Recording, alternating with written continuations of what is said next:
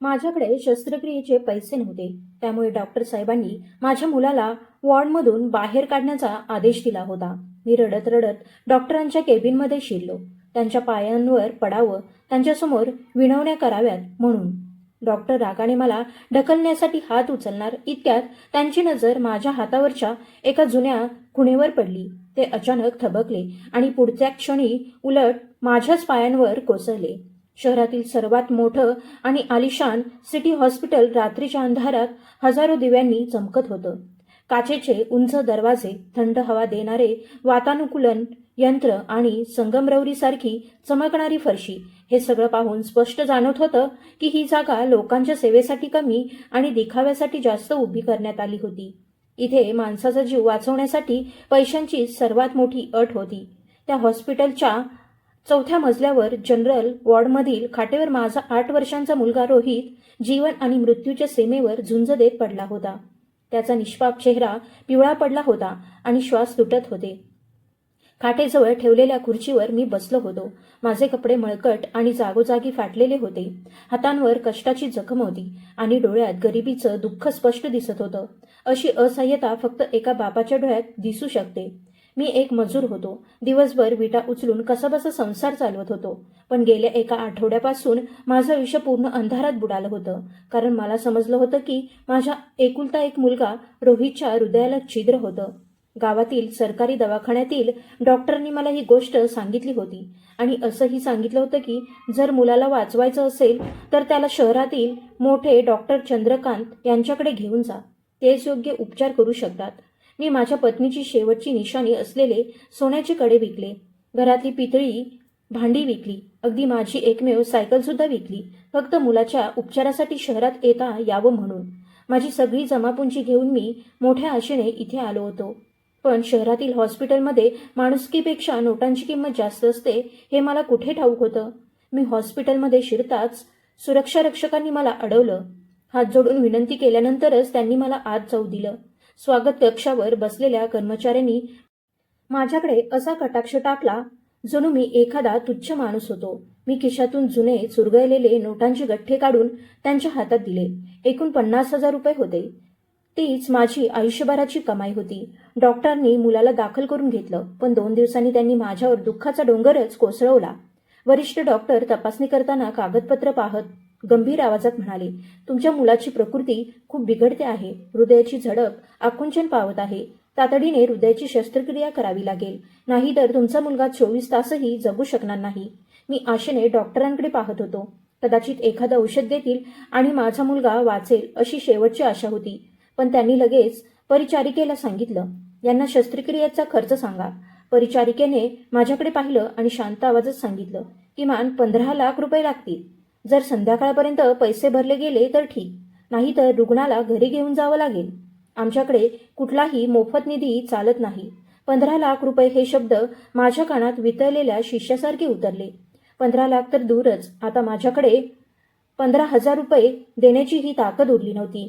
मी घाबरून डॉक्टर चंद्रकांत यांच्या मागे धावत गेलो. डॉक्टर साहेब, माझी विनंती ऐका. आयुष्यभर तुमची सेवा करीन. हळूहळू हप्त्यांमध्ये सगळे पैसे फेडेन. पण डॉक्टर चंद्रकांत जे या हॉस्पिटलचे मालक आणि मोठे शल्यचिकित्सक म्हणून ओळखले जायचे, त्यांनी मागे वळूनही पाहिलं नाही. त्यांच्या कामात जितकी अचूकता होती तितकाच गर्वही होता. आमच्यासारख्या गरिबांना ते माणूस नव्हे तर किड्यामुंग्यांसारखं समजत होते. त्यांचं मत होतं की इतका महाग उपचार फक्त त्यांनाच मिळायला हवा जे त्यांची किंमत देऊ शकतात. चालत चालत त्यांनी सुरक्षारक्षकाला इशारा केला आणि त्याने मला डॉक्टरांजवळ जाण्यापासून अडवलं. मी दालनात उभा राहून रडत होतो. येणारे जाणारे लोक मला तमाशासारखं पाहत होते. कुणी माझ्यावर दया दाखवत होतं तर कुणी तुच्छतेने तोंड वाकडं करून निघून जात होतं. मी परत माझ्या मुलाजवळ आलो आणि त्याचा थंड पडलेला हात हातात घेतला. रोहितने अर्धवट मिटलेल्या डोळ्यांनी माझ्याकडे पाहिलं आणि अशक्त आवाजात विचारलं, बाबा, आपण घरी कधी जाणार? मला इथे खूप भीती वाटते. ते ऐकताच माझं हृदय तुटलं. डोळ्यातले अश्रू आतल्या आत रोखत मी त्याला खोटं सांगितलं, अरे बाळा, डॉक्टर साहेब तुझी औषधं तयार करत आहेत. तू बरा झालास की आपण लगेच घरी जाऊ आणि मी तुला नवीन नवीन खेळणीही आणून देईन. दुपार सरत चालली होती आणि माझी अस्वस्थता आता असह्य होत होती. हॉस्पिटलच्या कर्मचाऱ्यांनी मला स्पष्ट इशारा दिला होता, संध्याकाळी 5 पर्यंत पैसे भरा. नाहीतर ही खाट रिकामी करा. प्रतीक्षा यादीत अजून बरेच रुग्ण आहेत आणि ते तुमच्यापेक्षा जास्त पैसे देऊ शकतात. मी वेड्यासारखा हॉस्पिटलमधून बाहेर पडलो आणि शहराच्या रस्त्यांवर भटकत राहिलो. मंदिरांमध्ये गेलो, मदत करणाऱ्या संस्थांकडे गेलो, पण प्रत्येक ठिकाणी प्रक्रिया खूप लांब होती. कुणी म्हणालं आधी अर्ज भरून द्या, मग आमची संस्था निर्णय घेईल. कुणी सांगितलं आमचा मदतीचा निधी संपला आहे. मला ओरडून सगळ्यांना सांगावंसं वाटत होतं की माझ्याकडे वाट पाहण्या इतकाही वेळ नाही. माझा मुलगा प्रत्येक क्षणागणिक मृत्यूच्या जवळ जात होता, पण त्या शहराच्या गोंगाटात माझी प्रत्येक विनंती हरवून जात होती. थकलेला, तुटलेला आणि पूर्ण निराश झालेला मी पुन्हा हॉस्पिटलमध्ये पोहोचलो. सूर्य मावळत होता आणि तो मावळणारा सूर्य मला माझ्या मुलाच्या आयुष्याचा शेवट वाटत होता.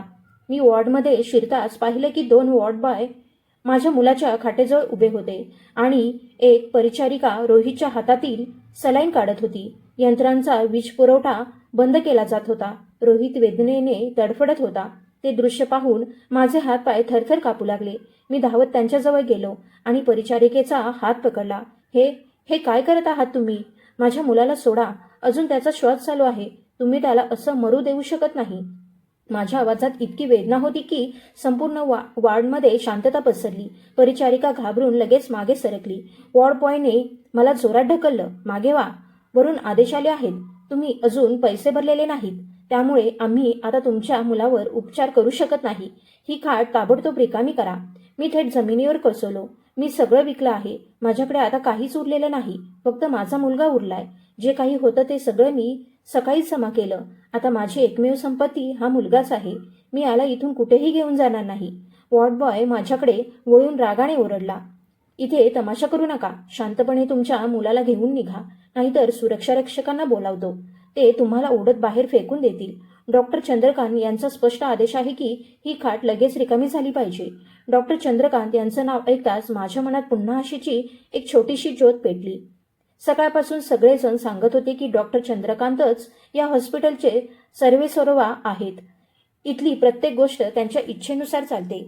मला वाटलं कदाचित मी त्यांच्यासमोर माझी विनंती नीट मांडू शकलो नाही. कदाचित त्यांना माझ्या परिस्थितीची जाणीवच झाली नसेल. ते मोठे माणूस आहेत. सतत कामात व्यस्त असतात. प्रत्येकाकडे लक्ष देणं त्यांना शक्य नसणार. म्हणूनच त्यांनी सकाळी माझ्याकडे दुर्लक्ष केलं असेल. पण जर मी पुन्हा जाऊन त्यांच्या पायांवर पडलो, त्यांच्या बुटांवर नाक घासलं, तर कदाचित त्यांचं मन पिळवटून जाईल. शेवटी तेही माणूसच आहेत. त्यांच्या छातीतही हृदय असेल ना. हीच आशा मनात ठेवून मी वॉर्ड बॉय समोर हात जोडले. देवासाठी मला फक्त 10 मिनिटं द्या. फक्त 10 मिनिटं. तोपर्यंत माझ्या मुलाच्या तोंडावरचा प्राणवायूचा मुखवटा काढू नका. मी आत्ताच डॉक्टरांकडे जातो. मला खात्री आहे ते माझं ऐकतील. जर त्यांनी नकार दिला तर मी स्वतः माझ्या मुलाला घेऊन जाईन. माझी विनवणी ऐकून वॉर्ड बॉयला थोडी दया आली, किंवा कदाचित त्यालाही हा वाद नको होता. त्याने घड्याळाकडे पाहत सांगितलं, ठीक आहे, तुला फक्त 10 मिनिटं देतो. त्यानंतर एक क्षणही थांबणार नाही. मी मागे वळून माझ्या मुलाकडे पाहिलं. रोहित बेशुद्ध अवस्थेत पडला होता. मी मनोमन देवाला प्रार्थना केली, देवा, या दगडी माणसाच्या हृदयात थोडी तरी दया निर्माण कर.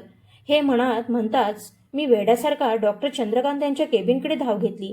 त्यांचं कार्यालय या इमारतीच्या सर्वात वरच्या मजल्यावर होतं. मी धापा टाकत जिने चढत होतो. श्वास जोरात चालला होता आणि हृदय जणू घशातून बाहेर येईल असं वाटत होतं. वर पोहोचेपर्यंत मी पूर्ण घामाने भिजलो होतो. माझ्या फाटलेल्या बुटांतून पायसारखा बाहेर निसटत होता. मी त्या मजल्यावर पोहोचलो. तिथं पूर्ण शांतता होती. जमिनीवर महागडे गालिचे अंथरलेले होते. हवेत औषधांचा वास नव्हता, तर एखाद्या महागड्या सुवासिक द्रव्याचा सुगंध दरवळत होता, जो माझ्या घामाच्या दुर्गंधीशी जणू लढत होता. समोर काचेचं भव्य दार दिसत होतं. त्यावर सोन्याच्या अक्षरांत लिहिलं होतं, मुख्य कार्यकारी डॉक्टर चंद्रकांत. दाराबाहेर एक सचिव बसली होती. ती संगणकावर काम करत होती. माझी अवस्था पाहताच ती घाबरली आणि लगेच उठून उभी राहिली. तिथेच थांबा. तुम्ही असे कुठे आत घुसत आहात? हे डॉक्टर साहेबांचं कार्यालय आहे. पूर्व परवानगीशिवाय कुणालाही भेटण्याची परवानगी नाही. मी तिचं बोलणं पूर्णपणे दुर्लक्षित केलं. माझ्याकडे वेळच नव्हता. माझ्या कानात सतत मुलाचे तुटक श्वास आणि वॉर्ड बॉयने दिलेला इशारा घुमत होता. मी त्या सचिवेला बाजूला करत थेट दरवाजाकडे धावलो. ती मोठ्याने ओरडू लागली, सुरक्षा रक्षकांनो, याला थांबवा. पण तोपर्यंत माझा हात दरवाजाच्या हाताळणीवर पोहोचला होता. मी पूर्ण ताकदीने दरवाजा आत ढकलला आणि थेट आत शिरलो. आतलं दृश्य बाहेरच्या तुलनेत आणखी शांत आणि थंड होतं. मोठा आलिशान कक्ष, भिंतीवर महागडी चित्र आणि मध्यभागी ठेवलेल्या भव्य टेबलामागे डॉक्टर चंद्रकांत त्यांच्या फिरत्या खुर्चीत बसून एका रुग्णाची कागदपत्र पाहत होते. खोलीत मंद संगीत सुरू होतं, जे बाहेरच्या आक्रोशापासून पूर्ण वेगळं होतं. मला अचानक आत आलेलं पाहून डॉक्टर चंद्रकांत दचकले. त्यांच्या कपाळावर आठ्या उमटल्या. चष्म्याच्या मागून त्यांनी माझ्याकडे पाहिलं. त्यांच्या डोळ्यात ओळख नव्हती, फक्त प्रचंड राग होता. जणू एखादा भिकारी त्यांच्या राजवाड्यात शिरला होता. तू इथे आत कसा आलास? डॉक्टर चंद्रकांत यांच्या आवाजातला संताप स्पष्ट जाणवत होता. त्यांनी टेबलावरचा अंतर्गत दूरध्वनी उचलत बटन दाबलं. सुरक्षा रक्षक, हा माणूस माझ्या कार्यालयात काय करतो आहे? याला ताबडतोब बाहेर काढा. पण मी दरवाजा बंद करून त्यांच्या टेबलाकडे चालू लागलो. चालणंही जमत नव्हतं. मी अक्षरशः अडखळत पुढे जात होतो. डॉक्टर साहेब, देवासाठी माझी मदत करा. मी रोहितचा बाप आहे. जनरल वॉर्डमध्ये जो मुलगा आहे तो माझाच आहे. तुम्ही त्याच्या हृदयाच्या शस्त्रक्रियेसाठी 15 लाख रुपये मागितले आहेत, पण माझ्याकडे एक पैसाही नाही. माझा मुलगा मरतो आहे साहेब. मी रडत रडत बोलत होतो. डोळ्यातून अश्रू सतत वाहत होते. शब्द अडखळत बाहेर येत होते. तुम्ही देवदूतासारखे आहात. देवाने तुमच्या हातात लोकांना वाचवण्याची शक्ती दिली आहे. माझ्या मुलाची शस्त्रक्रिया करा. मी वचन देतो, माझी मूत्रपिंड विकेन. आयुष्यभर तुमच्या गाड्या धुवेन. तुमचं घर साफ करेन. तुमचे बूट घासेन. फक्त माझ्या मुलाला इथून बाहेर काढू नका. मी सतत विनवणी करत होतो, पण डॉक्टर चंद्रकांत यांच्या चेहऱ्यावरचा भाव किंचितही बदलला नाही. ते जागेवरून उठले. त्यांचा रुबाबदार देह आणि थंड नजरेतून अहंकार स्पष्ट दिसत होता. त्यांनी माझ्याकडे तिरस्काराने पाहिलं. हे हॉस्पिटल आहे, कुठलं मोफत मदत केंद्र नाही. इथे लाखो रुपयांचा खर्च होतो. महागडी यंत्र आहेत, मोठा कर्मचारी वर्ग आहे, वीज खर्च आहे. हे सगळं विनामूल्य चालत नाही. जर तुझ्याकडे पैसे नव्हते तर तू तुझ्या मुलाला इथे आणलंच कशाला? ते पुढे म्हणाले, जा, तुझ्या मुलाला घेऊन सरकारी रुग्णालयात जा. तिथं उपचार झाले नाहीत की मृतदेह ठेवतात. माझ्या कार्यालयातून लगेच बाहेर निघ, नाहीतर मी पोलिसांना बोलावीन. डॉक्टर चंद्रकांत यांनी बोटाने दरवाजाकडे इशारा केला. मी थरथरत पुन्हा त्यांच्या पायांजवळ गेलो. सरकारी रुग्णालयात जागा नाही असं सांगितलं. तुमच्याकडे यंत्र आहेत, फक्त 1 तास द्या. माझ्या मुलाला दान म्हणून उपचार द्या. त्याला तुमचाच मुलगा समजा. माझा मुलगा? हे 1 तास डॉक्टर चंद्रकांत मोठ्याने हसू लागले. त्यांच्या हसण्यात निर्दयता होती. माझा मुलगा असताना तर मी त्याच्यासाठी जगातली प्रत्येक गोष्ट विकत घेतली असती. तुझ्यासारखा इथे उभा राहून भीक मागत नसतो. तुमच्यासारखी माणसं मुलं जन्मालाच का घालतात? जेव्हा तुम्हाला त्याचा उपचार परवडत नाही तेव्हा माझ्यासमोर हे भावनिक नाटक करू नका. बाहेर निघा इथून. डॉक्टर चंद्रकांत यांच्या आवाजात आता प्रचंड तुच्छता भरली होती. माझाही संयम संपत आला होता, पण हा राग दाखवण्याचा क्षण नव्हता. मला स्पष्ट समजत होतं की या नाजूक वेळी मी संतापलो तर माझा मुलगा वाचणार नाही. मी मनातला राग गिळून शेवटचा प्रयत्न करायचं ठरवलं. मी डॉक्टर चंद्रकांत यांच्या अगदी पायांजवळ पोहोचलो आणि गुडघ्यावर बसलो. मला त्यांच्या पायांना धरायचं होतं. त्यांच्या बुटांवर नाक घासून माझ्या मुलाच्या जीवाची भीक मागायची होती. डॉक्टर साहेब, मला हवं तर शिव्या द्या, पण माझ्या मुलाचा श्वास थांबवू नका. मी जमिनीवर सरकत त्यांच्या बुटांकडे जाऊन लागलो. माझ्या मळकट हातांनी त्यांच्या महागड्या आणि नीट इस्त्री केलेल्या पॅन्टला स्पर्श करण्याचा प्रयत्न केला. हे त्यांना अजिबात सहन होणार नव्हतं, कारण ते अत्यंत स्वच्छतेची काळजी घेणारे माणूस होते आणि माझ्यासारख्या मळकट मजुराचा स्पर्श त्यांना असह्य वाटत होता. त्यांचाही संयम तुटला. माझ्यापासून दूर राहा, घाणेरड्या माणसा. डॉक्टर चंद्रकांत पूर्ण ताकदीने ओरडले आणि मागे सरकले. मागे हटताना त्यांनी रागाने हात हवेत उचलला. कदाचित मला जोरात थप्पड मारणार होते किंवा ढकलून दूर फेकणार होते. त्यांच्या डोळ्यात संतापाची ज्वाला धगधगत होती. भीतीने मी डोळे मिटून घेतले आणि दोन्ही हात चेहऱ्यावर ठेवले, जणू त्यांच्या मारापासून स्वतःला वाचवण्याचा प्रयत्न करत होतो. माझे दोन्ही हात आता डॉक्टरांच्या समोर आले होते.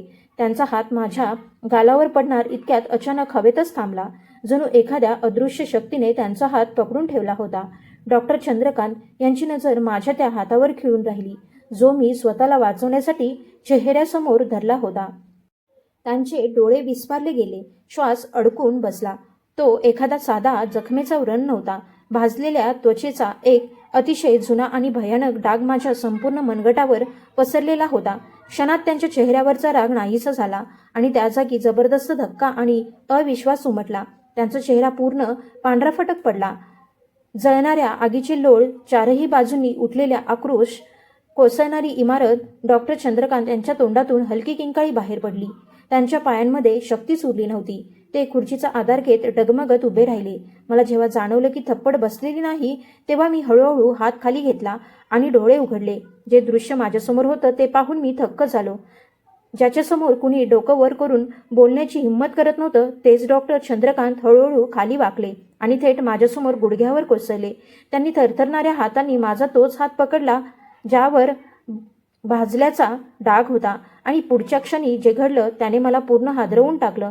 डॉक्टर चंद्रकांत यांनी आपलं कपाळ माझ्या त्या भाजलेल्या हातावर टेकवलं. तो त्यांचा एखादा विचित्र प्रतिसाद होता की खोल पश्चाताप हे मला समजत नव्हतं. त्यांची नजर अजूनही माझ्या मनगटावरच्या त्या भयानक जखमेवर रोखलेली होती. काळाच्या ओघात तो डाग फिका झाला होता, पण त्यामागे दडलेली कहाणी अजूनही तितकीच जिवंत आणि स्पष्ट होती. जसं 20 वर्षांपूर्वी होतं तसंच ते दृश्य पुन्हा माझ्या डोळ्यांसमोर उभं राहिलं. संपूर्ण खोलीत एक विचित्र शांतता पसरली होती. डॉक्टरांच्या ओरडण्यावर आत धावत आलेली सचिव आणि सुरक्षारक्षक सुद्धा जागच्या जागी थिजून उभे राहिले होते. त्यांना काहीच समजत नव्हतं. इतका गर्विष्ठ आणि मोठा डॉक्टर एका मळकट मजुराच्या पायांशी का कोसळला होता? मी स्वतःही प्रचंड हादरलो होतो. घाबरून मी माझा हात मागे ओढण्याचा प्रयत्न केला, पण डॉक्टर चंद्रकांत यांची पकड खूप घट्ट होती. अचानक त्यांनी माझा हात सोडला आणि तिथल्याच गालिच्यावर बसून राहिले. पुढच्या क्षणी त्यांच्या हुंदक्यांनी संपूर्ण खोली दणाणून गेली. देवा, मला माफ कर. आज तू माझ्यावर फार मोठी कृपा केलीस. तू माझा हात थांबवलास नसता तर मी माझ्यावर उपकार करणाऱ्या माणसाचाच अपराधी ठरलो असतो. ते मान खाली घालून रडत होते. वारंवार देवाचे आभार मानत होते. मी पूर्ण गोंधळून गेलो. मला वाटलं डॉक्टर चंद्रकांत यांचं मानसिक संतुलन तर ढासळलं नाही ना, की ही त्यांची एखादी नवी युक्ती आहे. मी घाबरतच म्हणालो, डॉक्टर साहेब, हे काय करत आहात तुम्ही? मी तर एक गरीब माणूस आहे. तुमचं मस्तक देवासमोर झुकायला हवं, माझ्या पायांशी नाही. उभं राहा साहेब. जर शस्त्रक्रिया करायची नसेल तर स्पष्ट सांगा. मी माझ्या मुलाला घेऊन. माझा आवाज ऐकताच जणू डॉक्टर चंद्रकांत वर्तमानात परत आले. त्यांनी हळूहळू वर पाहिलं. त्यांचे डोळे लाल झाले होते आणि चेहरा अश्रूंनी ओला झाला होता. ते अजूनही गुडघ्यावरच बसले होते. त्यांनी शांतपणे माझ्याकडे पाहिलं आणि हळू आवाजात म्हणाले, कदाचित माझी संपत्ती आणि हा पांढरा कोट माझा चेहरा बदलून गेला असेल, पण तुमच्या हातावरची ही खून. त्यांनी खूप अलगदपणे माझ्या मनगटावरच्या भाजलेल्या जखमेवर हात फिरवला. ही खून मला सगळं आठवण करून देते. त्यांच्या शब्दांसोबत माझ्या मनात दडलेली 20 वर्षांपूर्वीची ठिणगी पुन्हा पेटू लागली. हो, मला आठवत होतं. त्या काळात मी तरुण मजूर होतो. एका शाळेजवळ उभी राहत असलेल्या इमारतीवर काम करत होतो. अचानक त्या शाळेला आग लागली होती. सगळीकडे गोंधळ उडाला होता. शिक्षक आणि कर्मचारी स्वतःचा जीव वाचवण्यासाठी बाहेर पडत होते, पण कुणीतरी ओरडून सांगितलं होतं की काही मुलं अजून आत अडकली आहेत. मी क्षणाचाही विचार न करता त्या धगधगत्या आगीत उडी घेतली होती. मला आठवत होतं, एका वर्गात एक छोटासा घाबरलेला मुलगा बाकाखाली लपून रडत बसला होता. त्याचवेळी छताभरून एक जड लाकडी तुळई त्यांच्या अंगावर कोसळणार होती. मी विजेसारखी झेप घेतली आणि ती जळती तुळई माझ्या हातावर थांबवली. ती खूप जड होती. माझा हात बाजून निघत होता, पण मी ती तुळई रोखून धरली तो मुलगा सुरक्षित बाहेर पडेपर्यंत. त्या दिवसानंतर माझ्या हातावर हा कायमचा भाजल्याचा डाग राहिला. तो मुलगा वाचला आणि मी वेदनेने तडफडत गर्दीत कुठेतरी हरवून गेलो. मी कधी त्या मुलाला शोधण्याचा प्रयत्न केला नाही आणि बदल्यात काही मिळेल अशी अपेक्षाही ठेवली नाही, कारण मी ते फक्त माणुसकी म्हणून केलं होतं. जर त्या दिवशी मी असं केलं नसतं तर कदाचित आयुष्यभर स्वतःच्या अंतरात्म्याला सामोरं जाऊ शकलो नसतो. डॉक्टर चंद्रकांत यांचं बोलणं ऐकताना अचानक माझ्या तोंडून शब्द बाहेर पडले. तो मुलगा तुम्ही होता? डॉक्टर चंद्रकांत यांनी डोळ्यात पाणी आणत मान हलवली. त्यांनी पुन्हा माझे हात घट्ट पकडले. हो मोहन भाऊ, मीच तो चंद्रकांत आहे. तोच छोटा मुलगा ज्याचा जीव तुम्ही स्वतः हात जाळून वाचवला होता. मला अजूनही आठवतं, जेव्हा तुम्ही मला उचलून आगीतून बाहेर आणलं होतं तेव्हा तुमचा भाजलेला हात पाहून मी स्वतःशी एक वचन केलं होतं की मोठा झाल्यावर डॉक्टर बनेन आणि लोकांचं दुःख कमी करेन. मी ते वचन पूर्ण केलं. मी डॉक्टर तर बनलो, पण खरं सांगायचं तर माणूस बनू शकलो नाही. हा पैसा आणि दिखाव्याच्या जगात मी हेच विसरलो की माझा हा जीव तुमच्याकडून मिळालेली देणगी आहे. ज्या हाताने मला मृत्यूच्या दारातून बाहेर काढलं, आज मी त्याच हाताला नाकारत होतो. इतका खालच्या पातळीला गेलो की माझा जीव वाचवणाऱ्या माणसाच्या मुलाचा जीव वाचवण्यासाठी त्याच्याशी पैशांचा व्यवहार करत बसलो. डॉक्टर चंद्रकांत यांचा आवाज भरून आला होता. सचिव आणि सुरक्षारक्षक यांच्या डोळ्यांतही पाणी आलं होतं. अचानक डॉक्टर चंद्रकांत उभे राहिले. आता त्यांच्या चेहऱ्यावर गर्व नव्हता, त्या जागी एक वेगळी जिद्द दिसत होती. त्यांनी सचिवेकडे पाहत मोठ्याने आदेश दिला, तू अजून इथे उभी राहून माझं तोंड काय पाहतेस? लगेच आपत्कालीन पथक तयार कर. माझा जीव वाचवणाऱ्या माणसाचा मुलगा खाली मृत्यूशी झुंज देतो आहे आणि तुम्ही सगळे इथे उभे आहात. ते माझा हात धरून थेट दरवाजाकडे निघाले. माझ्यासोबत चला मोहन भाऊ, आज तुमच्या मुलाला काहीही होऊ देणार नाही. माझ्या शरीरात शेवटचा श्वास असेपर्यंत मी रोहितला काही होऊ देणार नाही. ते इतक्या घाईत होते की त्यांनी लिफ्टचीही वाट पाहिली नाही. मला घेऊन ते थेट जिन्याने खाली धावू लागले. त्यांच्यासाठी लिफ्टची काही क्षणाची वाट पाहणं सुद्धा असह्य झालं होतं. 3ऱ्या मजल्यापासून वॉर्डपर्यंतचं अंतर त्यांनी काही क्षणातच पार केलं. वॉर्डमध्ये अजूनही तीच धावपळ सुरू होती. वॉर्ड बॉय स्ट्रेचर घेऊन आला होता आणि रोहितला हलवण्याची तयारी सुरू होती. इतक्यात डॉक्टर चंद्रकांत वादळासारखे वॉर्डमध्ये घुसले. थांबा!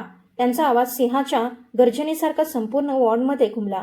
वॉर्ड बॉय आणि सगळ्या परिचारिका घाबरून थबकल्या. डॉक्टर चंद्रकांत पुढे गेले आणि रोहितच्या खाटेजवळ उभ्या असलेल्या वॉर्ड बॉयला बाजूला ढकललं. खबरदार, या मुलाला कोणी हात लावायचा नाही. हा कुठलाही सामान्य रुग्ण नाही. हा माझा मुलगा आहे. या हॉस्पिटलमधला सर्वात महत्त्वाचा रुग्ण आहे. ते पुढे झुकले आणि रोहितची नाडी तपासली. त्यांची नाडी खूप मंद चालली होती. त्यांनी तात्काळ आदेश द्यायला सुरुवात केली.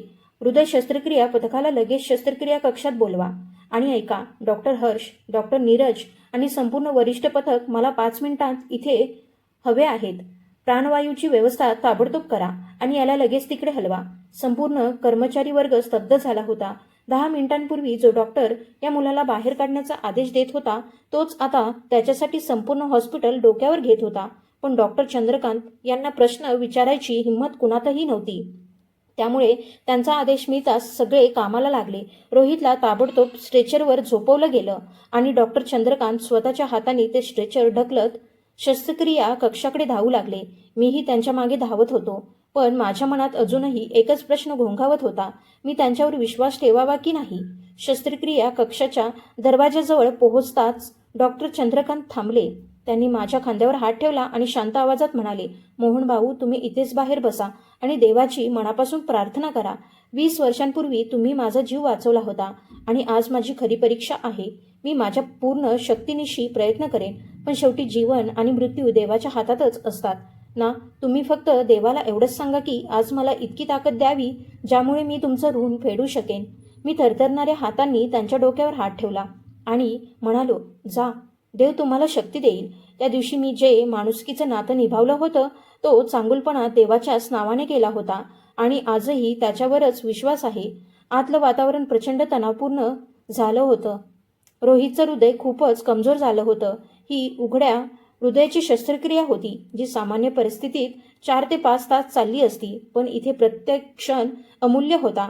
डॉक्टर चंद्रकांत संपूर्ण पथकाकडे पाहत म्हणाले, आज आपण फक्त एका मुलाचा जीव वाचवत नाही आहोत, आज आपण माझा अंतरात्मा वाचवण्याचा प्रयत्न करतो आहोत. या मुलाला वाचवणं हे माझ्या आयुष्यातलं सर्वात मोठं ध्येय आहे. शस्त्रक्रिया सुरू झाली. डॉक्टर चंद्रकांत यांचे हात यंत्रासारखे वेगाने काम करत होते, पण त्यांच्या ओठांवर सतत देवाचं नाव होतं. शस्त्रक्रियेच्या दरम्यान अनेक वेळा असे क्षण आले की यंत्रावरची रेषा सरळ होऊ लागली. रोहितचं हृदय साथ सोडत होतं. ते दृश्य पाहून संपूर्ण पथकाच्या कपाळावर घाम फुटला. एक क्षण असा आला की एका कनिष्ठ शल्यचिकित्साने निराशा आवाजात सांगितलं, सर, मुलाचा रक्तदाब खूप खाली जातो आहे. असं वाटतंय आपण त्याला गमावतो आहोत. पण डॉक्टर चंद्रकांत हार मानायला तयार नव्हते. ते सतत काम करत होते आणि मनोमन देवाला साकडं घालत होते. देवा, आज मला लाजिरवाणं होऊ देऊ नकोस. या गरीब बापाची आशा तुटू देऊ नकोस. माझी संपत्ती घे, माझी कीर्ती घे, पण या मुलाचे श्वास परत दे. त्या दिवशी त्यांनी त्यांच्या आयुष्यातली सर्वात कठीण शस्त्रक्रिया केली होती. इतक्या सूक्ष्म रक्तवाहिन्या त्यांनी जोडल्या की त्या साध्या डोळ्यांनी दिसणं सुद्धा कठीण होतं. बाहेर दालनात मी थंड हवेत बसून सतत रडत होतो. हात जोडून देवाला विनवत होतो, देवा, जर 20 वर्षांपूर्वी केलेल्या माझ्या चांगुलपणाला तुझ्या दृष्टीने किंमत असेल तर आज माझी हाक ऐक. माझ्या मुलाला नवीन आयुष्य दे. मी आयुष्यात कधीच तुझ्याकडे काही मागितलं नाही. इतकी दुःख मिळूनही तुझ्यावर राग धरला नाही. मी केलेल्या चांगुलपणाच्या बदल्यातही कधी काही अपेक्षा ठेवली नाही. पण आज मी तुझ्यासमोर हात पसरून बसलो आहे. हळूहळू तास सरत गेले. रात्रीचाही शेवटचा प्रहर सुरू झाला. संपूर्ण हॉस्पिटल शांत झालं होतं, पण शस्त्रक्रिया कक्षाबाहेर माझ्या मंद प्रार्थनेचा आवाज अजूनही ऐकू येत होता. शेवटी 6 तासांच्या अथक प्रयत्नानंतर यंत्रांवर एक स्थिर बीप बीप असा आवाज घुमू लागला. तो साधा आवाज नव्हता, तो नव्या आयुष्याचा आवाज होता, तो आशेचा आवाज होता. डॉक्टर चंद्रकांत यांनी खोल श्वास घेतला आणि खुर्चीत बसले. त्यांचे हात प्रचंड थरथरत होते, पण ती थरथर भीतीची नव्हती, ती समाधानाची होती. त्यांनी संपूर्ण पथकाचे आभार मानले आणि स्वतः बाहेर निघाले. शस्त्रक्रिया कक्षातून बाहेर येताना त्यांच्या पांढऱ्या कोटावर रक्ताचे डाग स्पष्ट दिसत होते, पण त्यांच्या चेहऱ्यावर एक वेगळी चमक होती. मी दरवाजाकडे आशेने नजर लावून आधीपासूनच उभा होतो. डॉक्टर चंद्रकांत दिसतात मी ताबडतोब उठलो. माझे ओठ थरथरत होते. मला त्यांना काही विचारायचं होतं, पण भीतीने शब्द बाहेरच येत नव्हते. डॉक्टर चंद्रकांत माझ्याजवळ आले आणि पुढच्या क्षणी त्यांनी मला घट्ट मिठी मारली. एक इतका मोठा श्रीमंत शल्यचिकित्सक आणि माझ्यासारख्या गरीब मळकट मजुराला मिठी मारत होता. ते दृश्य पाहण्यासारखं होतं. अभिनंदन मोहन भाऊ, देवाने तुमचं बलिदान आणि माझी प्रार्थना दोन्ही ऐकली. रोहित आता धोक्याबाहेर आहे. त्याचं हृदय आता अगदी व्यवस्थित काम करतं आहे. हे शब्द ऐकताच माझ्या पायातील शक्तीच निघून गेली. मी तिथल्या तिथे जमिनीवर बसलो आणि मोठ्याने रडू लागलो. डॉक्टर चंद्रकांत माझ्यासमोर बसले आणि माझा हात हातात घेत म्हणाले, हे 15 लाख रुपये, हे हॉस्पिटल, ही सगळी यंत्र, या सगळ्याची किंमत तुमच्या हातांवरच्या त्या एका जखमेपुढे काहीच नाही. त्यांनी माझ्या हाताकडे पाहत पुढे सांगितलं, मला माफ करा भाऊ. मी पैशांच्या गर्वात इतका आंधळा झालो होतो की माणुसकीच विसरलो. पण आज तुम्ही मला पुन्हा एक नवीन आयुष्य दिलत. आज तुम्ही माझा मृत झालेला अंतरात्मा पुन्हा जिवंत केला. जर आज रोहितला काही झालं असतं तर मी आयुष्यभर स्वतःला माफ करू शकलो नसतो. मी त्यांचे अश्रू पुसले आणि शांतपणे म्हणालो, देव खूप मोठा नियोजन करता असतो. बघा ना, आपल्या भेटीचं कारणही त्याने किती विलक्षण पद्धतीने घडवलं. मला आनंद आहे की माझा तो छोटासा चंद्रकांत आज इतका मोठा डॉक्टर बनला आहे. मला कुठलीच तक्रार नाही. पण डॉक्टर चंद्रकांत यांचं मन अजून भरलं नव्हतं. त्यांनी खिशातून धनादेश वही काढली, पण काही क्षणांनी ती पुन्हा बंद केली. त्यांना जाणवलं की या त्यागाची किंमत पैशात मोजणं म्हणजे त्या नात्याचा अपमान होईल. ते अचानक उभे राहिले आणि तिथे जमलेल्या हॉस्पिटलच्या कर्मचाऱ्यांकडे वळले. सगळ्यांनी लक्ष देऊ नये का? आजपासून या हॉस्पिटलमध्ये एक नवीन विभाग सुरू होईल, मोहन वॉर्ड. इथे प्रत्येक गरीब, असहाय्य आणि गरजू माणसाचा उपचार पूर्णपणे विनामूल्य केला जाईल आणि त्याचा सगळा खर्च मी माझ्या वैयक्तिक कमाईतून उचलणार आहे. त्यांचा आवाज भावनेने भरून आला होता. आजपासून या हॉस्पिटलच्या दारातून एकही गरीब माणूस उपचारांशिवाय परत जाणार नाही, कारण आज मला माझं खरं कर्तव्य समजलं आहे. हे ऐकताच संपूर्ण कर्मचारी वर्ग टाळ्यांच्या आवाजाने दुमदुमून गेला. पण डॉक्टर चंद्रकांत यांनी त्याकडे लक्ष दिलं नाही. ते पुन्हा माझ्याकडे वळले आणि हसत म्हणाले, चला मोहन भाऊ, तुमचा मुलगा शुद्धीवर आला असेल. चला त्याला भेटूया. मी हसत त्यांच्या डोक्यावर हात ठेवला. आम्ही दोघं वॉर्डकडे चालू लागलो. मी पुढे होतो आणि डॉक्टर चंद्रकांत मान खाली घालून माझ्या मागे चालत होते. त्या क्षणी त्या हॉस्पिटलचा खरा मोठा माणूस डॉक्टर नव्हता, तर तो गरीब मजूर होता, ज्याच्याकडे पैसे नव्हते, पण ज्याच्याकडे अशी संपत्ती होती जी जगातल्या कुठल्याही खजिन्यात मिळत नाही. माणुसकी, त्याग आणि प्रेमाची संपत्ती. काही दिवसांनी रोहितला हॉस्पिटलमधून घरी सोडण्यात आलं. डॉक्टर चंद्रकांत स्वतः आमच्या झोपडीत आले. त्यांनी पहिल्यांदाच खरी गरिबी जवळून पाहिली. तुटलेली खाट, मातीच्या भिंती आणि साधं आयुष्य पाहून त्यांचे डोळे भरून आले. ते रोहितसाठी खाऊ, फळं आणि अनेक वस्तू घेऊन आले होते. मी मात्र हसत त्यांना म्हणालो, माझी मजुरी आणि ही झोपडीच माझी खरी संपत्ती आणि आनंद आहे. फक्त माझ्या मुलाकडे लक्ष द्या. तो शिकून मोठा होवो आणि तुमच्यासारखा उत्तम माणूस बनो. हे ऐकताच डॉक्टर चंद्रकांत त्यांच्या डोळ्यात पुन्हा पाणी आलं. ते म्हणाले, नाही भाऊ, देवाला अशी प्रार्थना करा की तो माझ्यासारखा नाही तर तुमच्यासारखा बनो, ज्याच्या हृदयात दुसऱ्यांसाठी इतकी जागा आहे की तो स्वतःच्या जीवाचीही पर्वा करत नाही. डॉक्टर तर हजारो बनतात, पण मोहनसारखा माणूस करोडोंमध्ये एकदाच जन्माला येतो. खरंच योग्य वेळी डॉक्टर चंद्रकांत यांनी तो जखमेचा डाग पाहिला, नाहीतर काय भयंकर घडलं असतं याची कल्पनाही करवत नाही. आणि जर नंतर त्यांना सत्य समजलं असतं तर ते स्वतःला कधीच माफ करू शकले नसते. त्या दिवशी माझं मन खूप शांत झालं होतं. मला जाणवलं की मी फक्त माझ्या मुलाचा जीव वाचवला नाही, तर माणुसकीची साखळीही तुटू दिली नाही. खरंच चांगुलपणा कधीच वाया जात नाही. तो एखाद्या वळणावर एखाद्या नव्या रूपात माणसाकडे परत येतो, विशेषतः तेव्हा जेव्हा त्याची सर्वात जास्त गरज असते. 20 वर्षांपूर्वी केलेल्या एका छोट्याशा चांगुलपणाने आज माझ्या मुलाला नवजीवन दिलं होतं. स्वार्थाशिवाय केलेलं एक छोटंसं चांगलं कामसुद्धा कधी वाया जात नाही. योग्य वेळी ते अनेक पटींनी परत येतं. मोहन गरीब होता, पण त्याच्याकडे अशी माणुसकीची संपत्ती होती ज्याने एका डॉक्टरचा झोपलेला अंतरात्मा जागा केला. देव नेहमी पैशांचा नाही तर माणसाच्या कर्मांचा हिशोब ठेवतो. म्हणून आयुष्यात केलेला खरा चांगुलपणा एक दिवस नक्की फळ देतो. मित्रांनो, तुम्हालाही आयुष्यात असा एखादा अनुभव आला आहे का, जिथे केलेला चांगुलपणा वेगळ्याच रूपात तुमच्याकडे परत आला असेल तर तुमचा अनुभव नक्की सांगा. कथेतील सर्व पात्र, ठिकाण आणि घटना लेखकाच्या कल्पनेवर आधारित आहेत. याचा कोणत्याही व्यक्ती, रुग्णालय किंवा वास्तविक घटनेशी संबंध नाही. कृपया ही कथा प्रेरणादायी आणि भावनिक दृष्टिकोनातूनच पहा. धन्यवाद.